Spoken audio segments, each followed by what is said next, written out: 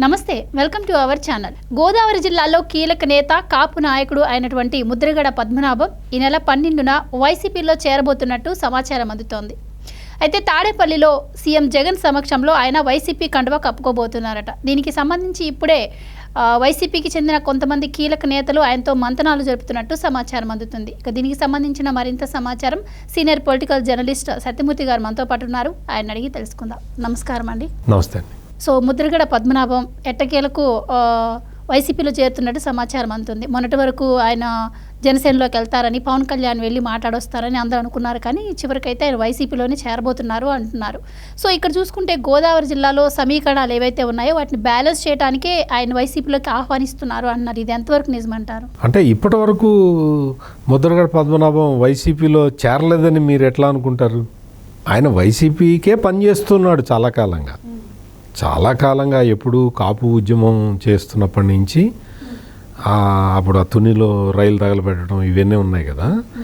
అప్పటి నుంచే జగన్మోహన్ రెడ్డి తోటి టచ్లో ఉన్నాడు. జగన్మోహన్ రెడ్డికి అనుకూలంగా పనిచేస్తూ ఉన్నాడు.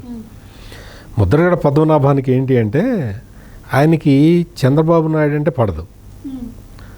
నీకు కాపు జాతి కోసం ఎవరు మేలు చేస్తే వాళ్ళతోటి మంచిగా ఉండాలి లెక్క ప్రకారం.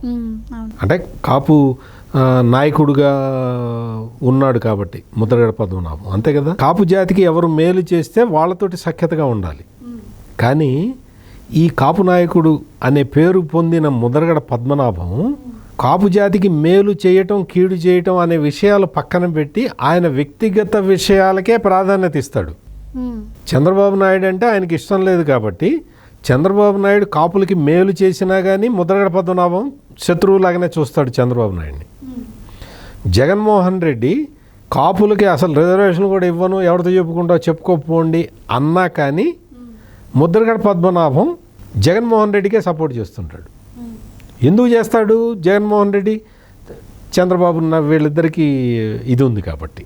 అంటే ఇక్కడ ముద్రగడ పద్మనాభం రాజకీయం మనం అర్థం చేసుకోవాలి అంటే ఆయన క్లియర్ కట్గా తెలుగుదేశం పార్టీ వ్యతిరేకి.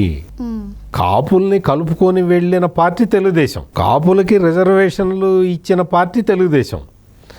కాపుల కార్పొరేషన్ పెట్టి కాపు బిడ్డల్ని ఫారెన్ పంపించి చదివి విదేశీ విద్య ఇప్పించింది తెలుగుదేశం.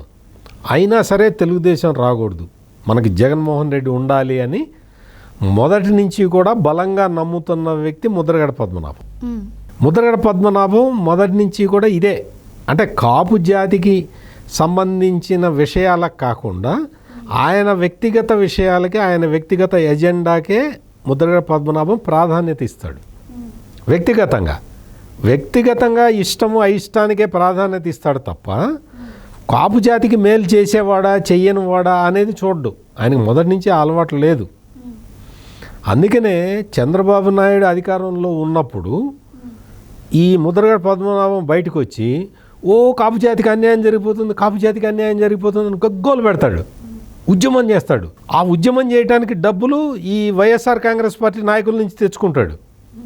ఆయనే చెప్పాడు, ఇదంతా నేనేదో కల్పించి చెప్పటం కాదు.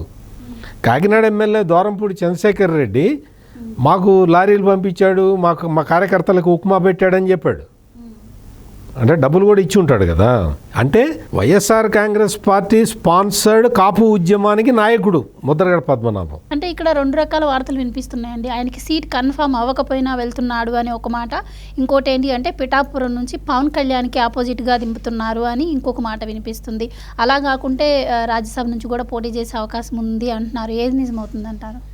ఏది నిజం అంటే ఇప్పుడు ముద్రగడ పద్మనాభానికి ఇప్పుడు అవసరం, మళ్ళీ లైమ్ లైట్లో ఉండాలి. ఏం చేయాలి దానికి? ఆయన కొడుకున్నాడు వీరబాబు అని చెప్పి, అతను ఎవరో ఒకళ్ళను పోటీకి దించాలి, పోటీకి నిలబడాలి. వైఎస్ఆర్ కాంగ్రెస్ పార్టీ ఒక పెద్ద ఆఫర్ ఇచ్చింది. వైఎస్ఆర్ కాంగ్రెస్ పార్టీ అందరి దగ్గర నుంచి డబ్బులు డిపాజిట్లు అడుగుతున్నది కదా. ముద్రగడ పద్మనాభం విషయంలో ఏంటంటే మేము ఎదురు పెట్టుబడి పెడతాము, మీరు మా పార్టీలో చేరండి, పోటీ చేయండి చాలు అని అడుగుతున్నది అనమాట. ఇది ముద్రగడ పద్మనాభానికి పెద్ద ఆఫర్, చాలా పెద్ద ఆఫర్. ఖర్చు అంతా వాళ్ళే పెట్టుకుంటారు, టికెట్ ఈయనకి ఇస్తారు. లేదు నేను పోటీ చేయనులేండి అంటే ఆయన కొడుక్కి ఇస్తారు. లేదు పవన్ కళ్యాణ్ని ఓడించడానికి దిగచ్చు, డైరెక్ట్గా ఆయనే దిగొచ్చు. అవన్నీ డిస్కషన్స్ తర్వాత చేస్తాయి. రాజ్యసభకి ఏం పంపిస్తారు, మొన్నే పంపించేశారు కదా. ఇంక మళ్ళీ 2 సంవత్సరాల తర్వాత కూడా జగన్మోహన్ రెడ్డి నాకు ఇస్తాడు అని నమ్మితే ఇంకా ముద్రగడ పద్మనాభాన్ని మనం చేతులు మొక్కటమే. అంటే ఎందుకు చెప్తున్నానంటే ఈ విషయాలన్నీ, ముద్రగడ పద్మనాభం అనే వ్యక్తి పూర్తి స్వార్థపరుడు. ఆయన స్వార్థం కోసం ఏ పనైనా చేస్తాడు. ఈ రోజున మొత్తం అంటే కాపు జాతి మొత్తము పవన్ కళ్యాణ్ వెనక ఉన్నది అన్న విషయం స్పష్టంగా తెలుసు కాబట్టి ఆ కాపు జాతిని డివైడ్ చేయాలి అన్న కుట్రతోటి ముద్రగడ పద్మనాభం చాలా కుట్రలు చేశాడు. ఇప్పటికే చాలా కుట్రలు చేశాడు. పవన్ కళ్యాణ్ ఏంటి అంటే చాలా సాఫ్ట్ మనిషి కాబట్టి ఆయన ఇటువంటి కుట్రలు అవన్నీ అతనికి తెలియవు కాబట్టి ముద్రగడ పద్మనాభానికి ఇన్ని రోజులు గౌరవం ఇచ్చాడు. గౌరవం ఇచ్చి 2-3 సార్లు కలుస్తానని కూడా చెప్పాడు. కానీ ఆయన టైం షెడ్యూల్ ప్రకారం కలవలేకపోయాడు. దానికి ఈయన ఒక నిష్ఠూరంగా ఒక లేఖ రాశాడు. మీరు చాలా బిజీగా ఉంటారు. పవన్ కళ్యాణ్ బిజీగా ఉండకపోతే ముద్రగడ బిజీగా ఉంటాడా? పవన్ కళ్యాణే బిజీగా ఉంటాడు. అందుకని ఈ విధంగా అంటే పవన్ కళ్యాణ్ని పలచన చేసి కాపుల్లో ఒక 100 ఓట్లు పవన్ కళ్యాణ్కి ఉన్నాయనుకోండి, అందులో ఒక 20 చీల్చినా చాలు కదా, అది జగన్కి మేలు చేయటమే కదా. ఆ ప్రయత్నాల్లో ఉన్నాడు ముద్రగడ పద్మనాభం. ఈయన వైఎస్ఆర్ కాంగ్రెస్ పార్టీకి జగన్మోహన్ రెడ్డికి ఎప్పటి నుంచో టచ్లో ఉన్నాడు, ఎప్పటి నుంచో సహకారం చేస్తూ ఉన్నాడు. కాపు జాతి మొత్తాన్ని తీసుకెళ్ళి జగన్మోహన్ రెడ్డికి తాకట్టు పెట్టే విధంగా ఎప్పటి నుంచో ప్రయత్నం చేస్తూ ఉన్నాడు. ముద్రగడకు వచ్చిన దురదృష్టం ఏంటి అంటే కాపు యూత్ ఉంటుంది కదా, కొత్తగా యువకులు, వాళ్ళందరూ కూడా ఈ ముద్రగడ రాజకీయాన్ని అసహించుకుంటున్నారు.